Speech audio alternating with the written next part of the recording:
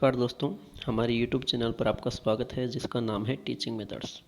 और आज मैं आपके लिए पर्यावरण और सामाजिक शिक्षण विधियों के 15 अति महत्वपूर्ण प्रश्न लेकर आया हूं, जिसमें पहला प्रश्न है, कौन सा चिंतन निगमनात्मक चिंतन कहलाता है। दोस्तों, निगमनात्मक चिंतन होता क्या है आप जानते हो। निगमनात्मक चिंतन होता है जो सामान्य से विशिष्ट रहे। सामान्य से विशिष्ट रहे। सामान्य मतलब नियम प्रस्तुत करे और नियम से विशिष्ट मतलब उदाहरण की ओर चले। ये होता है निगमनात्मक चिंतन। तो ये किस प्रकार के चिंतन को कहते हैं। तो देखिए, सवलीन चिंतन में क्या होता है, कल्पना और इच्छाओं की अभिव्यक्ति करता है, वो सवलीन चिंतन है। यहाँ ऐसा पूछा नहीं है। सर्जनात्मक में जो रचनात्मक होता है, मौलिकता होती है, वो सर्जनात्मक चिंतन है। यथार्थवादी वास्तविकता से संबंधित होता है, जबकि अभिसारी चिंतन है, इसे ही हम क्या कहते हैं, निगमनात्मक चिंतन कहते हैं। ठीक है, अभिसारी चिंतन को निगमनात्मक कहते हैं, अपसारी को आगमनात्मक कहते हैं।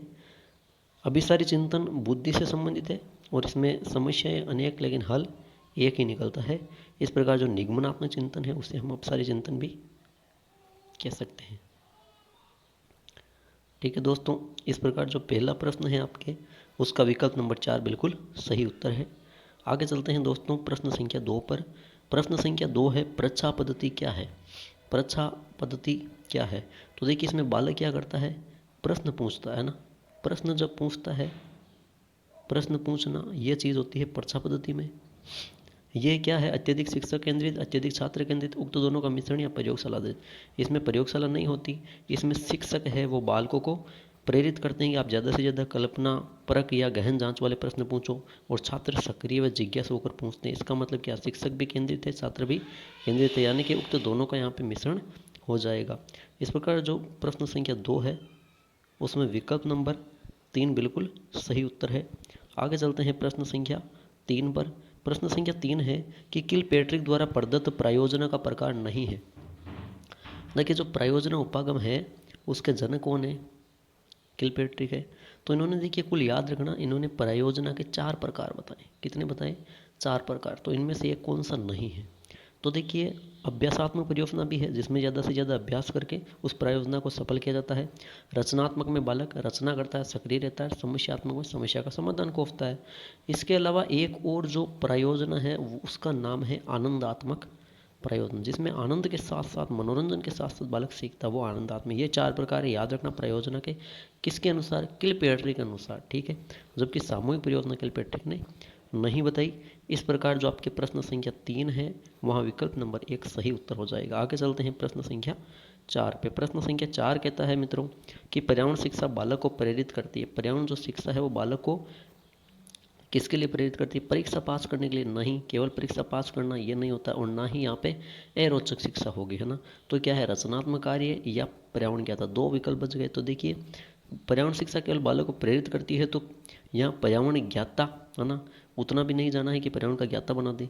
केवल जो रचनात्मक कार्य है ना, इसीलिए पर्यावरण शिक्षा आवश्यक हो जाती है पढ़ने के लिए बालक के लिए। इस प्रकार पर्यावरण शिक्षा रचनात्मक कार्य के लिए बालक को प्रेरित करती है। तो यहाँ प्रश्न संख्या 4 में विकल्प नंबर जो 2 है बिल्कुल सही उत्तर हो जाता है। आगे चलते हैं प्रश्न संख्या 5 पे।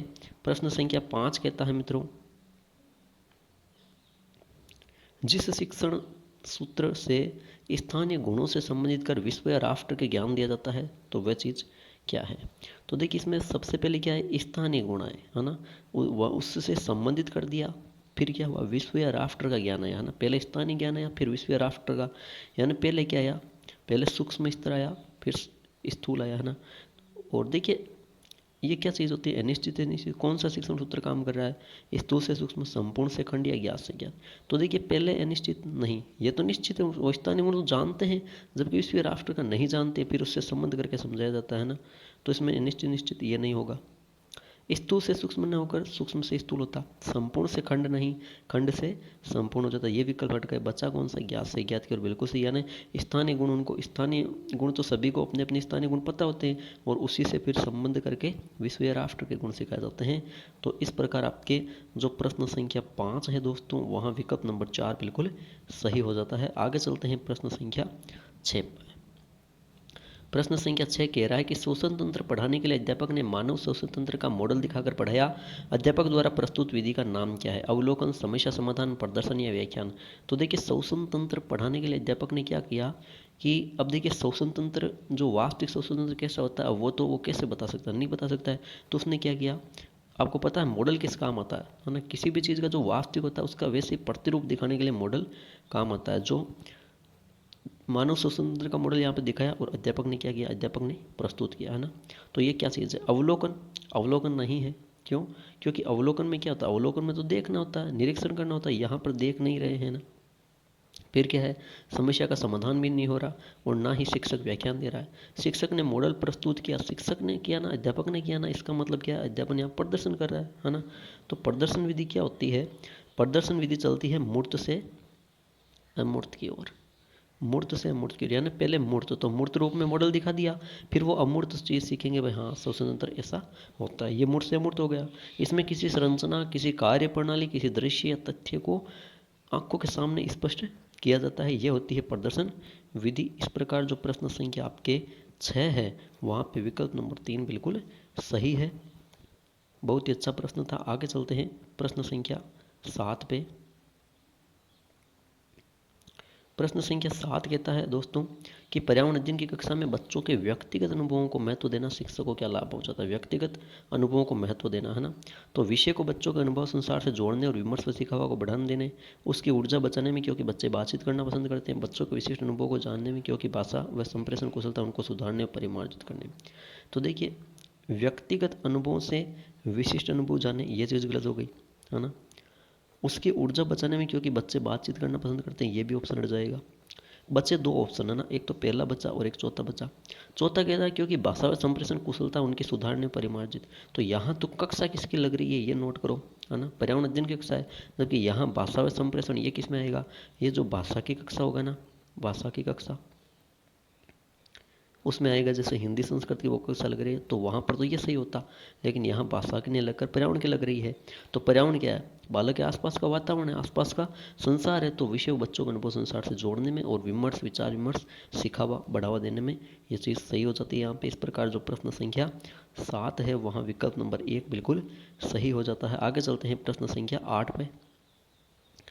प्रश्न संख्या 8 कह रहा है कि निम्नलिखित में से कौन सा प्राथमिक विद्यालय में पर्यावरण पढ़ाने का उद्देश्य निरूपित है? देखिए प्राथमिक विद्यालय में क्या पढ़ाना है, पर्यावरण पढ़ाना है ना। तो कौन सा उद्देश्य दे रखा, अपने ज्ञान का विस्तार करने के लिए बच्चों को सूचना देना है कि उन्हें कौन सी पुस्तकें पढ़नी चाहिए। विद्यालय में बच्चों के अनुभव को बाहरी दुनिया से जोड़ना, बच्चों को तकनीकी शब्दावली और परिभाषाओं को बताना, पर्यावरण अध्ययन से संबंधित तकनीकी शब्दों का आकलन।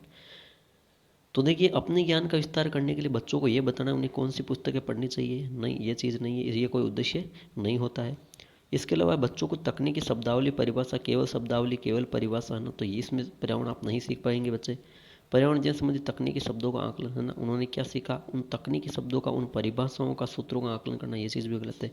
तो क्या हो जाएगा, विद्यालय में बच्चों के जो अनुभव है उनको, विद्यालय में जो अनुभव है उसी को बाहरी दुनिया से जोड़कर बताना। भाई पर्यावरण में क्या है, आसपास का वातावरण है, विद्यालय के अंदर का, विद्यालय के बाहर का, जहाँ पे बालक रह रहा है।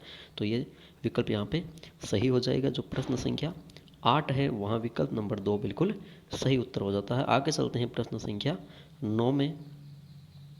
प्रश्न संख्या 9 बहुत ही अच्छा प्रश्न है, कंफ्यूज वाला प्रश्न है आपके लिए कि पर्यावरण अध्ययन शिक्षण के दौरान विद्यार्थियों की शैक्षिक उपलब्धि, देखिए यहाँ प्रश्न याद रखिए, शिक्षण के दौरान विद्यार्थियों की शैक्षिक उपलब्धि को देखना है तो किस आकलन सूचक का प्रयोग नहीं किया जाना चाहिए, ये चीज़ पूछे ना।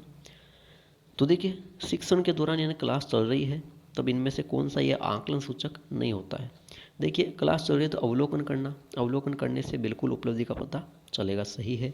और शिक्षण के दौरान चर्चा भी करेंगे, आकलन का पता चलेगा बालक क्या सीख रहा है ना, और वहाँ प्रयोग कराएंगे तो भी आकलन का पता चल रहा है, ये विकल्प तो सही है। तो कौन सा नहीं है, उपचारात्मक शिक्षण। आप उपचारात्मक शिक्षण बताओगे कि भाई ये तो सही है, नहीं ये चीज़ गलत है। उपचारात्मक शिक्षण शिक्षण के दौरान नहीं होकर अंत में होता है, और कब होगा, जब पहले निदानात्मक आएगा ना। शिक्षण के दौरान कुछ पढ़ाएंगे, कुछ प्रयोग करेंगे, कुछ चर्चाएं करेंगे, कुछ अवलोकन करेंगे, तभी तो पता चलेगा बालक में निदान क्या है, कमी क्या है, फिर उसका उपचारात्मक शिक्षण करेंगे। ठीक है, तो इस प्रकार जो प्रश्न संख्या आपके 9 है वहाँ विकल्प नंबर 4 बिल्कुल सही उत्तर हो जाता है। आगे चलते हैं प्रश्न संख्या 10 पे। प्रश्न संख्या 10 बहुत ही अच्छा प्रश्न है। प्रश्न संख्या 10 कह रहा है कि रेटिंग स्केल में कौन सी तकनीकी का उपयोग होता है। तो देखिए रेटिंग स्केल ये मूल्यांकन की एक तकनीक है ना, जानते हो आप रेटिंग स्केल। तो इसमें पूछा है कौन सी तकनीक उपयोगी होती है, कौन सी तकनीक का उपयोग होता है। तो देखिए अधिविन्यास का नहीं होता, ना ही जांच सूची का होता है, ना ही लिखित प्रश्न आते हैं। रेटिंग स्केल में आते हैं अवलोकन। क्या आता है? अवलोकन। कैसे? इसमें क्या है, व्यक्ति के जो बालक के जो भी व्यवहार है और जो भी विशिष्ट गुण है ना, व्यवहार विशिष्ट गुण आचरण जो भी है उस बालक का, उनका क्या किया जाता है, उनका अवलोकन किया जाता है।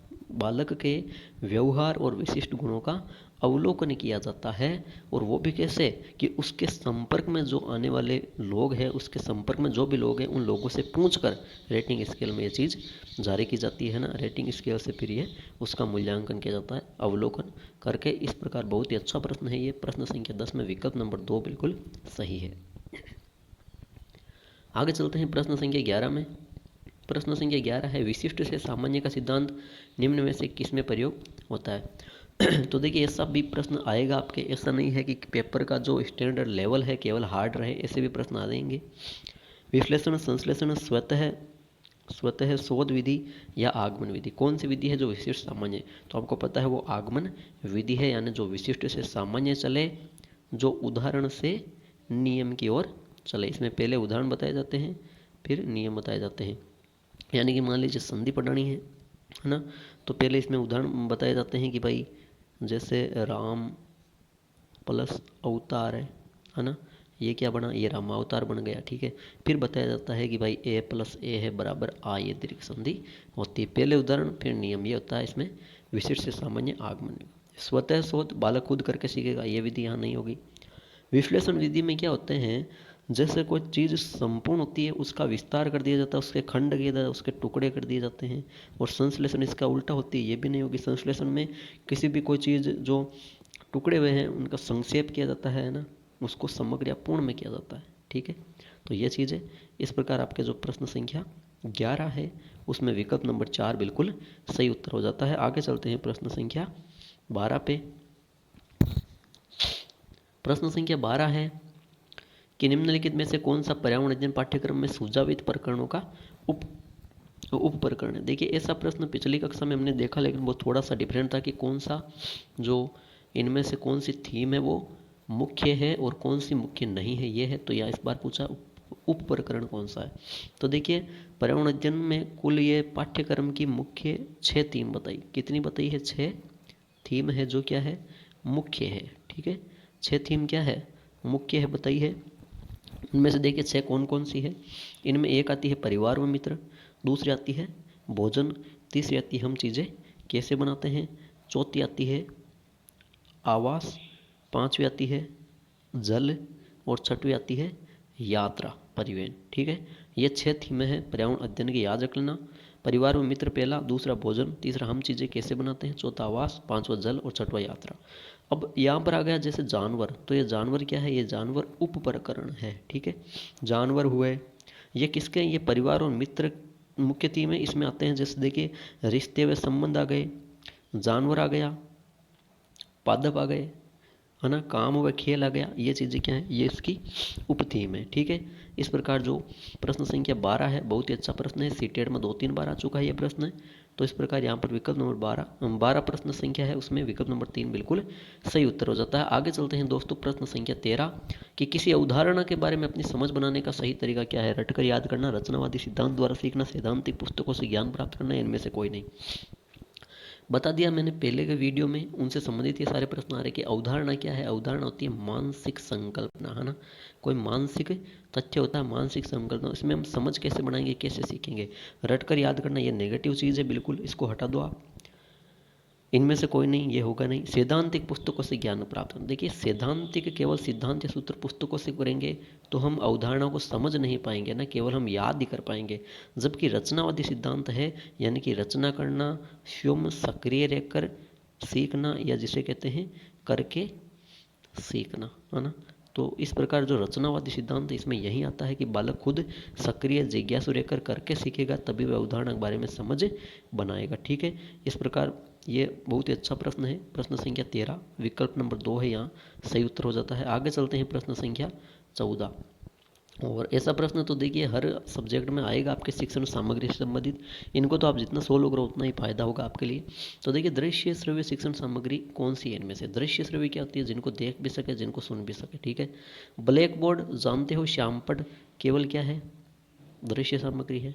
और जो टेप रिकॉर्डर है, टेप रिकॉर्डर क्या है? केवल श्रव्य है। इसमें आपको पता है कोई भी आवाज़ हमारी कथा वगैरह कहानी वगैरह रिकॉर्ड की जाती है, फिर बालक को वापस सुनाया जाता है, भाई ये तूने अशुद्धि की, क्या क्या अशुद्धि की वो सुन ले, ठीक है। ये टेप रिकॉर्ड होता है। मॉडल्स क्या होता है?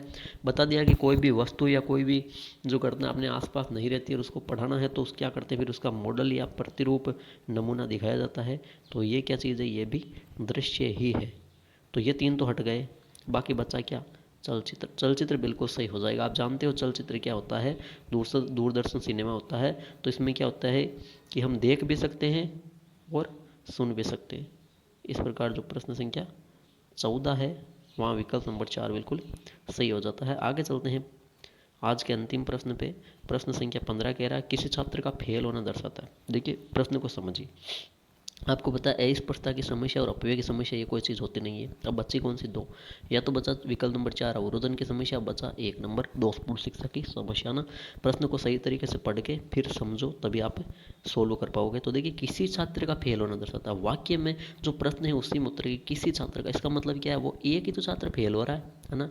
या ऐसा देने की पूरी जो स्कूल में जितने छात्र या कक्षा में जितने छात्र वो सारे पूछ रहे हैं। सारों का पूछता तब तो कहते हैं वहाँ क्या है? शिक्षा दोषपूर्ण है। वहाँ शिक्षा क्या है? दोषपूर्ण ये कहते हैं। लेकिन यहाँ एक छात्र का पूछ रहा है, इसका मतलब क्या है? उस एक छात्र के अवरोध मतलब किसी पढ़ने की समस्या में अवरोधन या जिसे कहते हैं बाधा या समस्या आ चुकी है ना, तो वो उसके व्यक्तिगत चीज़ है ये। इस प्रकार जो विकल्प नंबर प्रश्न संख्या जो 15 है वहाँ विकल्प नंबर 4 बिल्कुल सही उत्तर हो जाता है। ठीक है दोस्तों, ये थे आज के पर्यावरण और सामाजिक शिक्षण के 15 प्रश्न।